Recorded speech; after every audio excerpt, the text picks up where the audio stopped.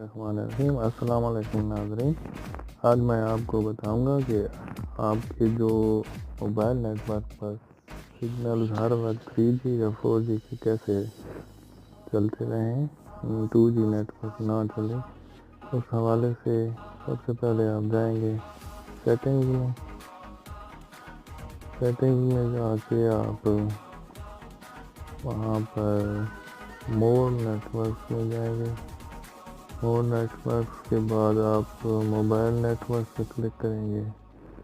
یہاں پر آپ دیکھ رہے ہوں گے ایکسس پوائنٹ نیم لکھے ہوئے ہیں، جہاں پر نیٹ ورک موڈ سیم 1 میں ہم جا رہے ہیں۔ یہاں پہ دیکھیں گے آپ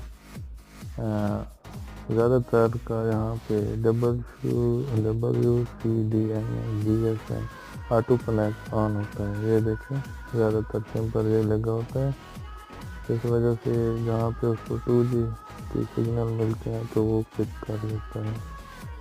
تو اس کے لیے آپ سب یہ کریں گے کہ WCDMA آن پہ کلک کریں گے تو آپ کا ہر وقت موبائل نیٹ ورک سے 3G کے سگنل اور 4G کے سگنل بھی آئیں گے۔